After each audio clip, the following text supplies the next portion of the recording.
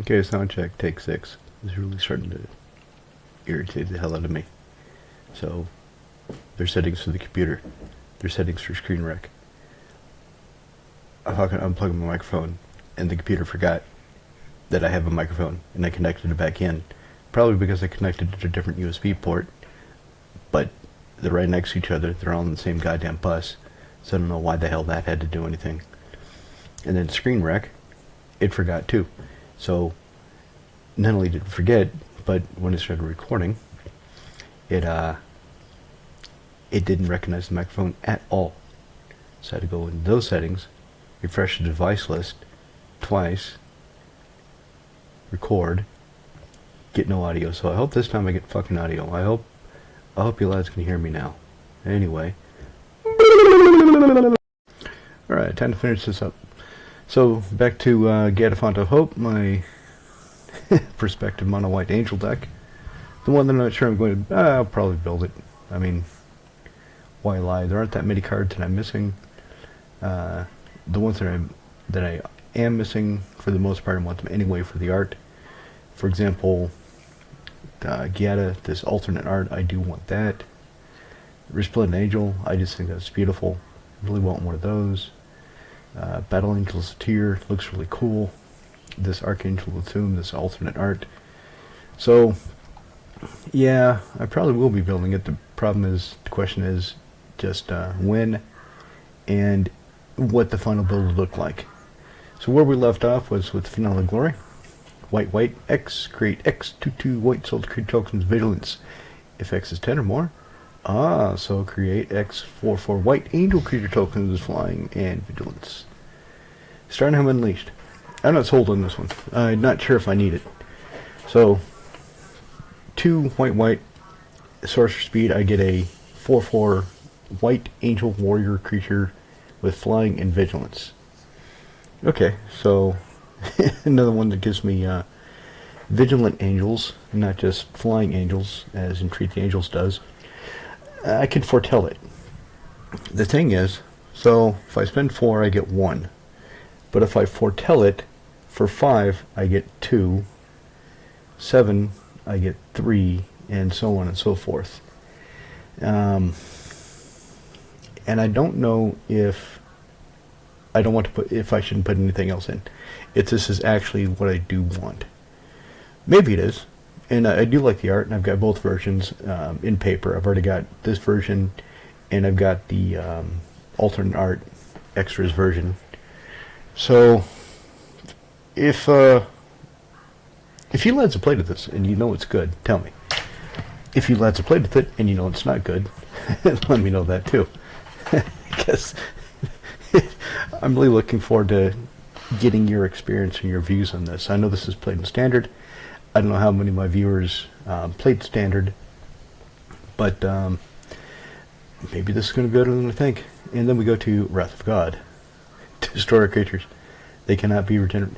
Not that they do regeneration anymore. I can't remember when the last set was where something had regeneration or something gave regeneration. It's been a while. It's something that Wizards really doesn't do anymore.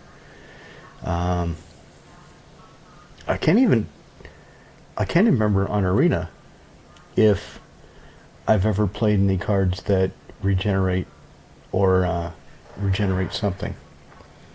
Well, it's really a mechanic that they just dropped. They dropped it like the name Kaladesh. Instance! Okay, Clever Concealment. 2 white, Convoke, so I can tap my creatures instead of paying the mana for this, or I can do a combination of tapping some creatures, paying some mana, whatever I need at the time. Any number target non-land permanents I control phase out. So this is better than Ghostway in this deck because of all the tokens. Not sure if I'll keep all the token I'm going to keep most generators. Let's not fool myself here. So Ghostway costs 1 less, can't convoke it, exile all creatures control, then bring them back at the end step. So if you do that with a bunch of tokens on the field, they just go away. Clever Concealment, Lets them phase out, lets them escape the board wipe, but lets the tokens come back. Flare of Fortitude. So, as with Clever Concealment, this is an alternate mana cost. So, if I want to, I can pay 2 white, or I can sacrifice a non-token white creature, rather than pay 2 colorless white.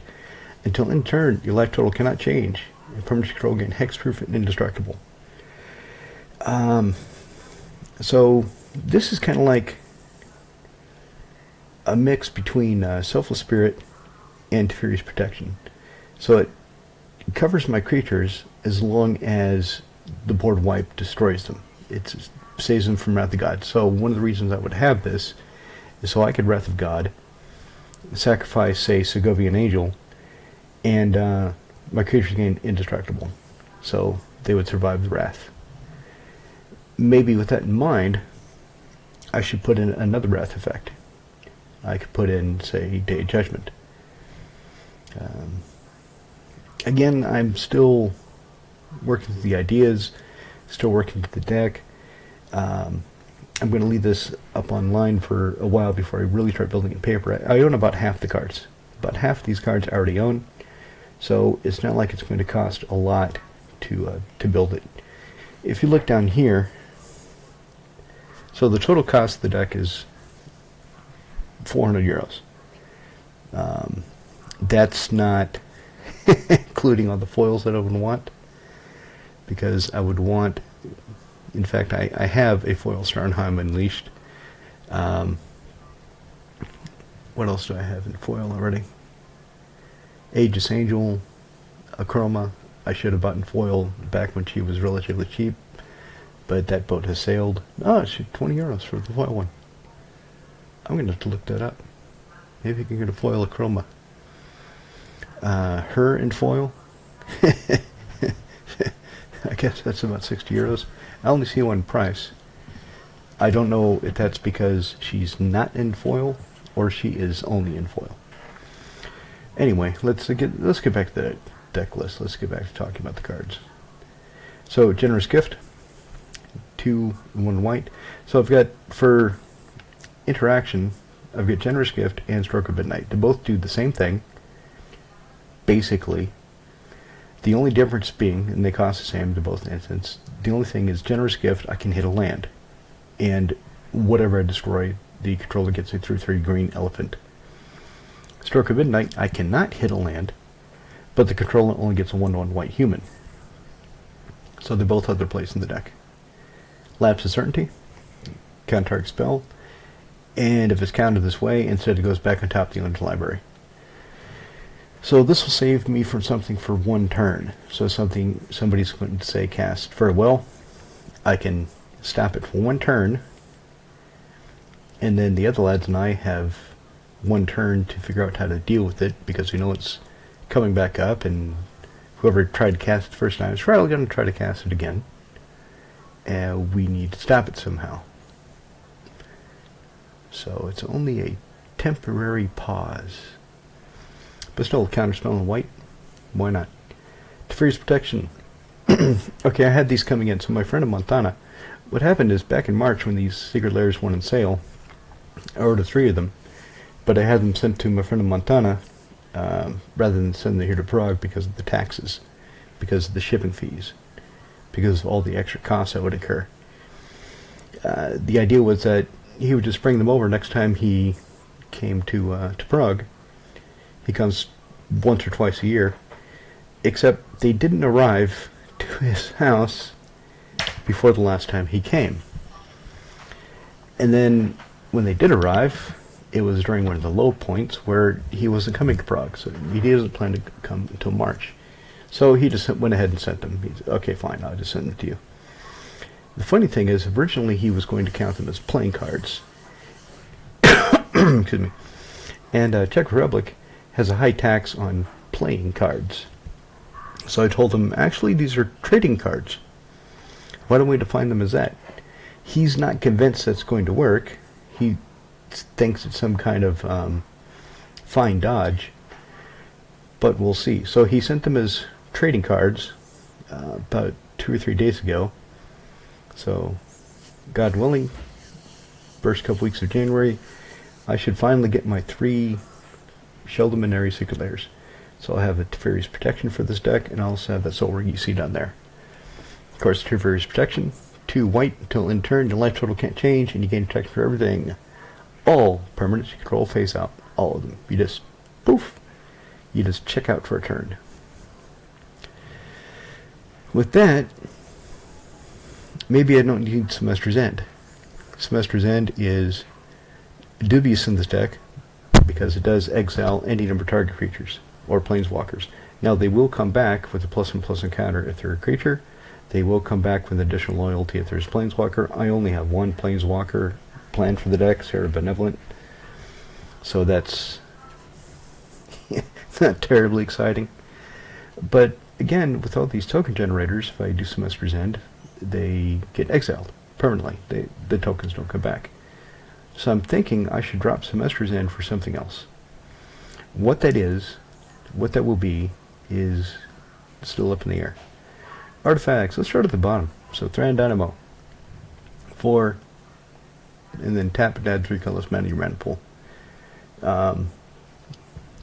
4 can be a lot, sometimes it's not, but I could tap it immediately.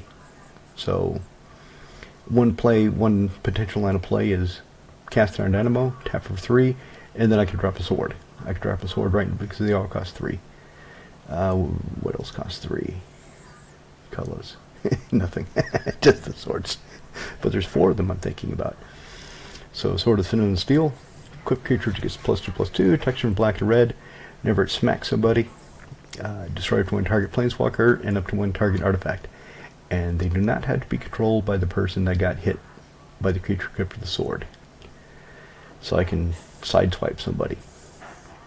Sword of Light and Shadow. Again, +2/+2 to the equipped creature, but protection from black and white. When it smacks somebody, you get to raise dead, and you gain 3 life. The raise dead part is the more interesting in this deck and every other deck that I've got Sword of Light and Shadow in. Really like that raise dead. Whenever I build decks, I always think of recursion. I always think, okay, how am I going to get my things back? How am I going to recover from board wipes, from creatures getting killed? And in this deck, with the higher mana cost of a lot of my creatures, it's more of a mana investment and time investment to get them in play. So to get them back, that's definitely something that is going to appeal to me. Sword of Hearth and Home. Okay, again, +2/+2, but this time protection from green and white. Whenever it hits somebody, exile up to 1 target creature own, and then search your library for basic land. It doesn't say up to 1, it says search for basic land. You can still fail to find, though. Put both cards on the battlefield under control immediately, then shuffle. So the creature would come back, and I would get the land untapped during combat, so I would have it during my second main. The exiling a creature part, though, that isn't very interesting, because I don't have that many creatures that flickering them grants me any benefit. I mean, there's Aegis Angel, so I can change the target that she's protecting. There's, who else? Angel of Grace. But of course, she's better as a response, so as a response to lethal. So damage that would reduce my life total would kill me. Instead, it reduces to 1 instead. And then somebody just lightning bolts me, and I die. After, of course, that turn ends. So, yeah, I can flicker her, but it's not very productive. Let's see, who else? Does anybody else? Of course, if I flicker an angel, and let's see, who has a Giada? So if I flicker an angel, when it comes back into play, it would come back bigger for every other angel I control. So if I've got Giada out, that is an option. That's something I could do. Let's see. I really don't have anything that, if I flicker it, provides me much of a benefit. Karmic Guide. Okay, so that's definitely an option. So Karma Guide, if she's in play, and I flicker her, then I get to bring back something for the dead. Not bad, not bad at all. Herald of War, nope. Exemplar of Light, nope. Radiant, no. Righteous Valkyrie. If I've got the Righteous Valkyrie in play, and I flicker another angel, I gain life. So there are some things I can do with flickering creatures, but it's not a lot. For example, I've got cards that give all my creatures vigilance. So if all my creatures have vigilance, and I've got Sunblast Angel out, I can flicker her, and then she comes play and destroys all tapped creatures. Of course, if I am on the attack, which I would be if I'm hitting somebody with a creature equipped with the Sword of Hearth and Home, then my opponents probably don't have that many tapped creatures, depending on the turn order, depending on who's gone before me and who comes after me. So there is that. And Youth Valkyrie. So if I flicker an angel, when it comes back, she'll get a little bit bigger.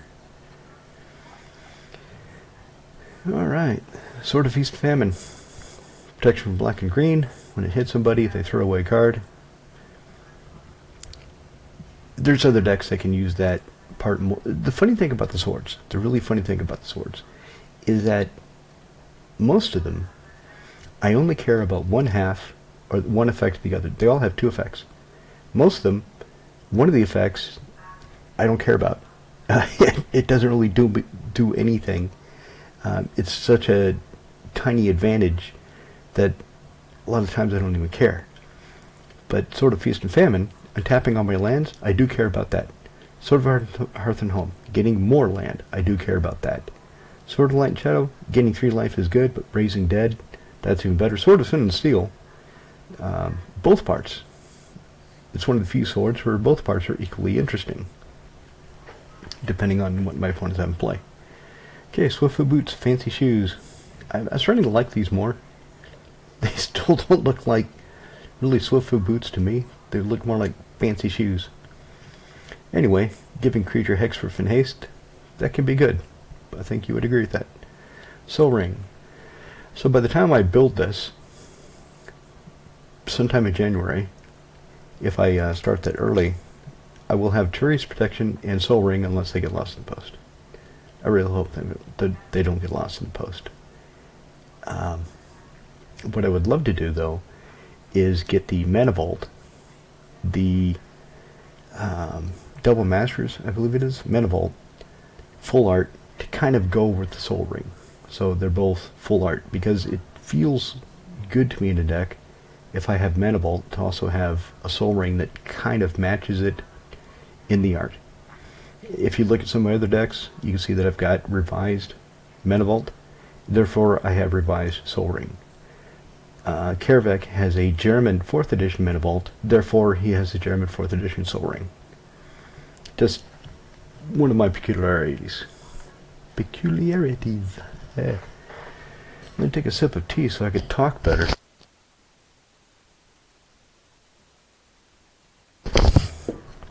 Okay, that's done the trick. Cryptic Gateway.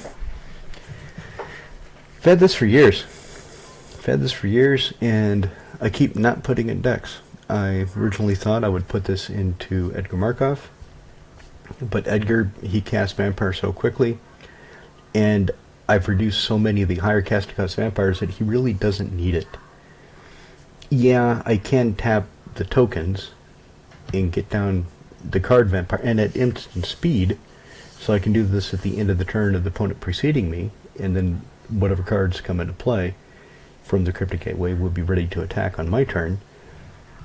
But he just doesn't seem to need it. This Angel deck is another argument for having the token generators. So you could tap tokens and then put down something like Ray Dawnbringer, who costs 9, right? Earl Diamond, pretty basic. 2 comes to play tap. You can tap for 1 white. Moonsilver Spear. This is kind of a high overall cost. If you want to do it, if you want to equip it the turn you cast it, that's 8 mana.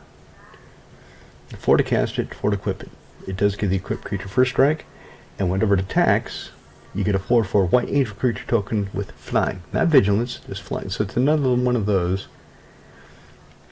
cards that gives me flying angels, not vigilant angels.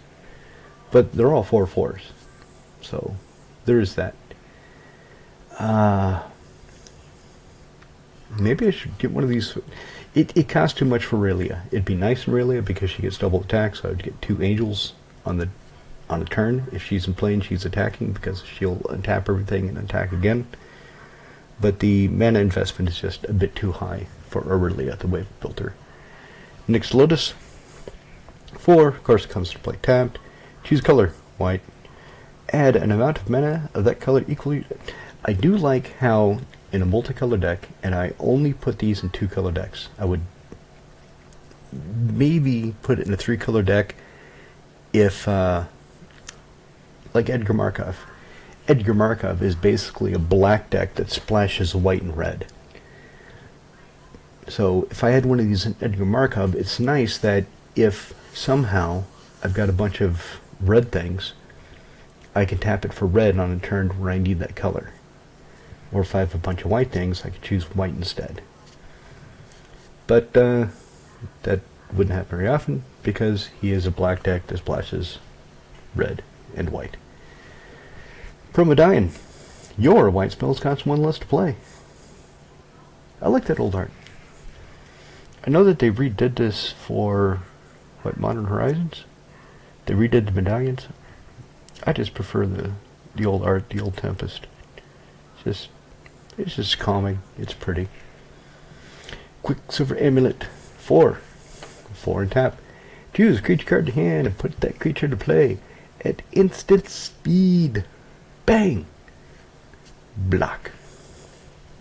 Score rack. 2, 1, tap. Choose any number of cards in your hand. Put them to the side. Pull that number of cards off the top of your library. Look at them. Then take the cards you set aside and put them back in any order. Now the thing with Scroll Rack, as anybody who's ever played with this knows, is once you do it the first time, if you do it for, say, 4 or 6 or even more, you start to have a diminishing return. So you do it, and if you change 6 cards, well, you know what those 6 cards are going to be. So during your turn you draw. So if you do another 6, you're only digging 1 deeper because you pulled the top card off during your draw phase. Excuse me. Meaning that there are 5 cards left that you put back, and then that 6th card is one you haven't seen yet.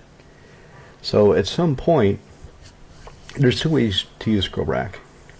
Either to protect your hand, so somebody's going to make you discard, or somebody's going to make you get rid of cards for some reason you want to keep them. You can rack them, hope that whatever you pull isn't better than what you're trying to put back on top of your library. Or it's a pseudo draw. So if you have too many lands in your hand, you can put those lands back and draw something else you need. But like I said, after a while it becomes a diminishing return, unless somehow you can shuffle your library. So land tax I talked about before. It's a card that I've taken out of a lot of decks. Here it really fits. I just have to make sure I stay behind my opponents as far as land count so I can keep triggering it, especially on the Scroll Rack. So if I've got the rack and I really want to see new cards, if land tax is out and it's active, I can search my library, and you can fail to find. You don't have to find the land, but it's usually good that you do pull them out of your deck. Increases the chance of you drawing things other than the land, and then shuffle your library. Then if you Scroll Rack, you see fresh cards. So they work very well together. Court of Grace. Never played this card before. I really like that art. I forget what the other one looks like.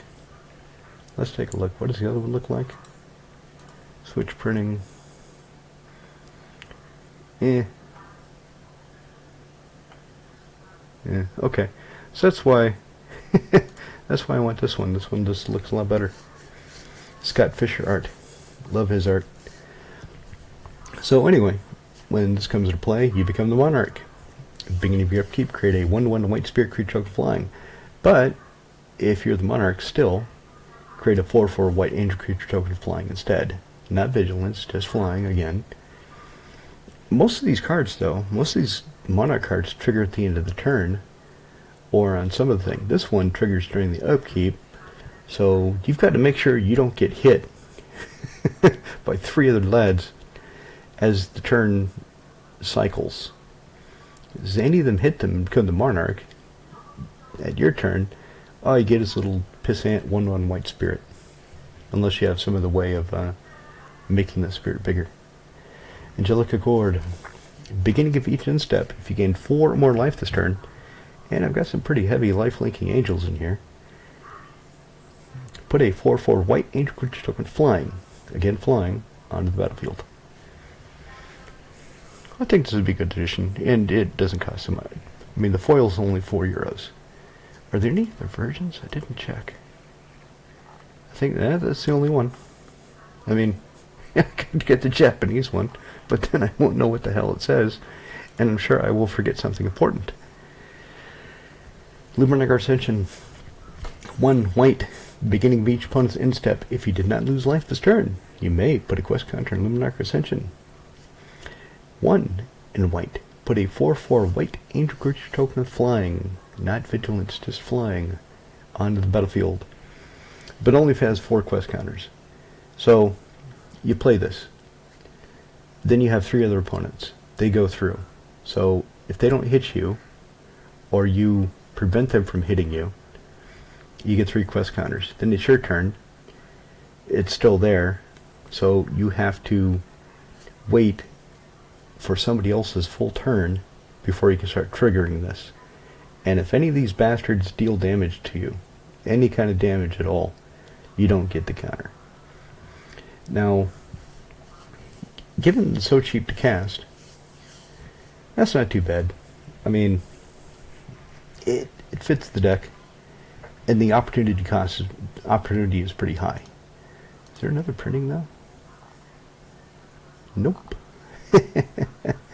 No, so that'll be the one that I get, because that's the only one available. But the nice thing is, you can put that 4/4 angel into play at instant speed. So once you have 4 quest counters on it, you can just keep mana up, and and you can attack with abandon as long as you have counters on the Luminarch Ascension, and you've got mana available. Somebody attacks you, you can make blockers, big beefy winged angel blockers. Smothering ties. Yeah, why not? One thing this deck lacks is card draw. You need more card draw. I don't really know how to get it. I don't know what the best options are in white, because there really aren't that many.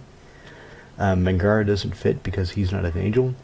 I could put Sword of Fire and Ice, which draws 1 extra card a turn when the equipped creature hits somebody. But in any case, this will tax my opponent. Whenever they draw a card, they can pay 2, or I get a treasure token. And what I've noticed is, once I have about 3 or 4 treasure tokens, they quit caring. If I don't have any, or only have 1 or 2, usually they think about it. Okay, they draw a card. Do you pay 2? Okay, yeah, I pay the 2. Okay, fine, screw you. But once you have 4, do you pay the 2? How many treasure tokens do you have? 4? No. Go ahead. Get another treasure. Because they quit caring. There's not much difference between 4 treasure tokens and 6 in a lot of ways. I mean, there are in practicality, but emotionally and in perception-wise, there's not that many. Not that much difference. Lands, Bonder's Enclave. Okay, needs card draw. Let's put in Bonder's Enclave. 3 tap, draw a card, only if you have a creature power 4 or greater. Well, all the tokens, for the most part, almost all of them, will be 4 or greater power. Most of the angels are 4 or greater power, so yeah, this will come online pretty quick. Castle Ardenvale. Okay. 2 white, get a 1/1 white human creature token. So, it doesn't create an angel, creates a ground blocker. It's the kind of card you have in there, and if you got nothing else to do, so at the end of somebody's turn, or if you need a blocker, and you've got four other mana and this sitting around, okay, I'll make a human and block. Myria, Skyruin, comes into play tapped, beginning upkeep. If you have 7 or more planes, you can bring a creature card from your graveyard back to play. Easy inclusion. High market, yeah, this is... You're going to Swords of Plowshares, one of my big expensive creatures? No, you're not. I'll send it to the high market and kill it myself. Kilorn Outpost, similar to Castle Ardenvale. This creates a token that is not on theme. So in some ways it doesn't really fit the deck, but in other ways it does. So it comes into play, sacrifice planes, and it doesn't have to be, a few of these say that the land you sacrifice has to be untapped. This one doesn't care. So you can sacrifice a plane so you've already tapped, and this replaces it. You can tap it for the 1 white that you got off the plane you sacrificed. But for 1 and a white, tap it, put a soldier token to play. A 1/1 white soldier. Mutavault only taps for colorless, but you spend 1 and it becomes an angel. So it fits the theme of the deck. It could becomes everything else, but that's not really going to matter that much. There might be some edge cases, some corner cases where it does matter, but for the most part, it's just a way of having another angel. Myriad Landscape. Okay, this is another inclusion triggered by Scroll Rack. This is basically Cross and Verge. Cross and Verge and Myriad Landscape, they both come to play tapped. They both tap for colorless. They both cost 2 to activate. But Cross and Verge lets you go find any planes, any force. So you can find Shocklands, you can find Triomes, you can find Dual Lands, you can find any of that. This, you only find 2 basic lands that match. And the wording seems kind of convoluted, but it makes sense. So, still find 2 planes and shuffle my library so I can see fresh cards to Scroll Rack. Here's Cave. I'm just putting this in here as a way of getting my Tower of the Magistrate or Bonder's Enclave, Nykthos, because I don't have a lot of bullshit lands in this deck, as the lads call them. But speaking, and also lets me shuffle my library. So again, something that helps Scroll Rack. Tower of the Magistrate. 1 tap, target creature gains protection from artifacts till end of turn. I love this card. Oh, it's so much fun. And the lads always forget what it does. Even if I tell them, I play it. Okay, I play Tower of the Magistrate. And they ask what it does, and I tell them. And then they attack me with some stupid shitty little kobold that's got 20 swords, 3 battle axes, and 4 suits of armor. And I say, I'm going to give him protection from artifacts till end turn. All that shit falls off. Now he's running at me naked, and this 4/4 angel will beat his ass into the dirt. I did tell you what the card did when it came into play, and you chose to ignore it. Yeah, it's just a lot of fun. And I really want this Mystery Booster version. I like the way it looks in the Feature Sight frame. That's cool. Falling Glaciers. Again, the card lets me shuffle library, but it's so goddamn slow. Oh my god, is it slow. Comes into play tapped. 1, tap. Search library for a basic land card. That card comes into play tapped. And then at the end of the turn, bounce the Glaciers back to your hand. And then on your next turn, you could play it tapped again. And then on your next turn, when it untaps, you can tap it to go find a basic and put it. So it's really, really slow. It's slowing Glaciers, but it's so reliable, and it does give me a repetitive way of shuffling my library. So, and when I get down to the considering, we'll see a card that I should put in because of this. Temple of False God. Tap, add 2 colors from Maniple. Yeah. I've been taking this out of a lot of my decks. I quit putting it into a lot of them because it only gives me colorless, only 5/5 lands or more. In a lot of decks, the I need more immediate colors. This deck, because of all the high casting cost angels, I think it'll work out better. And also, Temple of the False God in an angel deck, it kind of goes with the theme. Snow-covered plains, I could put, any plains, but... So, my basic lands, the way I do my basic lands is I have about 14 to 20, I forget how many, different versions of each basic land. So, for example, forest. I have forest from Ice Age, Onslaught, Invasion, Revised, Avacyn Restored, Zendikar. I've got Snow-Covered Forest from Cold Snap, the same ones here. Definitely Shadowmoor, Lorwyn, and but only one art. I really don't like it in my decks when I have random islands or random swamps. Some guys are cool with that. Some lads, they don't care. So some of them, none of their basic lands will match. They're all different arts from all different sets. And for me, I just don't like that. So because I know that I have the snow-covered plains, I haven't been using them in any of the deck, I'll use them here. Which means that if I'm using snow-covered plains, if there's any cards that care about snow-covered anything that would be good in this deck, maybe scrying sheets? I don't know. I don't know what would be good in a mono-white angel deck that would care about snow-covered permanents. Do you know? If you know, tell me.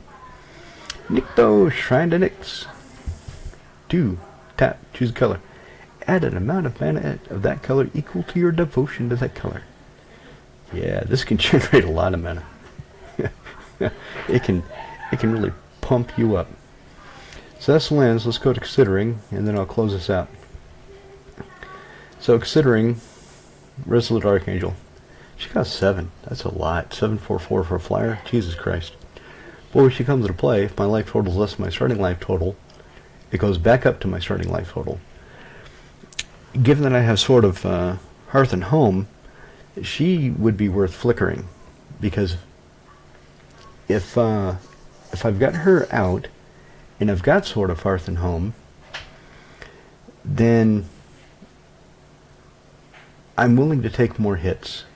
I'm willing to, because I know I can just flicker her and get reset back to 40. Makes me a lot harder to kill. But she costs 7 mana. And I'm not sure what I should take out. I'm not sure what's better. Windshaper Planetar? Windshaping dude. So he's flashy, he's flying. 5/4/4/4. When he comes into play during the declare attack, so my opponent declares their attackers. They first had declare combat. Okay, I go to combat, right. Who's attacking? These dudes. Okay, right. So you've picked those dudes. I'm not letting you take it back. So when I do this, and if you don't like what happens, too fucking bad. Because a lot of times we're pretty generous, especially the new players. So they attack, and they hadn't really been paying attention, and they shouldn't be attacking some of the creatures you're attacking with, and they shouldn't be attacking into some of the things they are attacking into, but it's because they're new. So we let, are you sure you want to attack that guy? You want these creatures to attack him. Are you sure about that? This is what's going to happen. Oh, no, I didn't see that. Okay, so why don't you walk it back? So we let them do that. If I've got this dude and I'm casting him, I'm not letting them do that. I'll make sure that that's what they want to do. Then I'll drop this bastard and reselect who any of those creatures are attacking that I don't like the way that they're going. But again, he's just Considering, so it's not somebody actually in the deck. I did pick up a copy. I picked up a copy in trade, and this is why I even know about him. If I had not seen it, if I had not picked it up in trade, I would have no idea this guy existed. But he's kind of cool. He's got to work in a deck somewhere. Maybe Brago? Ooh. I could put this dude in Brago, and then flicker Yeah. Maybe it's better for Rego. Alright, Devout Invocation. Cost 7. 7 goddamn mana. Tap any number of untapped creature control. Put a 4/4 white angel flying. Again, not vigilance. So I get as many creatures as I tap. I get that many 4/4 flying angels. Now, given the mana cost, and given that I probably am not going to have... Again, I do have a lot of vigilance in the deck. So there's always a possibility. I attack. During the second main, I can cast Devout Invocation, tap all the creatures that attacked, and get that many 4/4 angels. So there is that. There's both arguments for and against me putting it Devout Invocation in this deck. I only have 100 slots. 38 of them are land, so I only have 61 slots because one slot is a commander. I can't put everything I want in the deck. Arcane Masters map. I should actually put this in the deck. Let's do that. Let's go ahead and take out Semester's End. So move to Considering. And we'll move the Arcane Masters map up. It kind of copies, so it will shut off land tax. There is that. That's the reason it was in Considering, is because it comes into play. I can go find up to basic planes, show them off, put them in my hand, and then shuffle. Whenever an opponent plays a land, if they have more lands than I do, for each one, I could put a land card from my hand onto the battlefield. So, unlike Burgeoning doesn't care. Burgeoning says, whenever an opponent plays a land, you can put a land in play too. This is, okay, dude played a land. Do they have more lands than you? This guy here? No? Okay, you don't get a land. Suck it. Next guy, next turn. Dude plays a land. Does this guy have more lands than you? Yes. Okay, then you can play land. Congratulations. Third guy. He plays a land. Does he have more lands than you? No. Okay, you don't get to play land. Suck it. So, conditional burgeoning.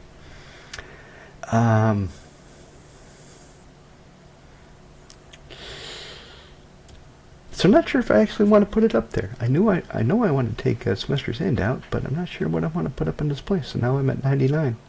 This is going to be funny. Worn Power Stone 3 comes to play tapped. Tap it. Add 2 colors from any mana pool. So it's a 3 mana Soul Ring that comes into play tapped. Still, it does boost me up. Does give me mana. Worth considering. Cathar's Crusade. Okay, 3 white. Whenever a creature enters the battlefield under your control, put a +1/+1 encounter each. I was really thinking about this, but I'm not putting it in here because of the memory issues and the fact that it takes up time, gives me a lot of triggers I have to resolve, slows the game down.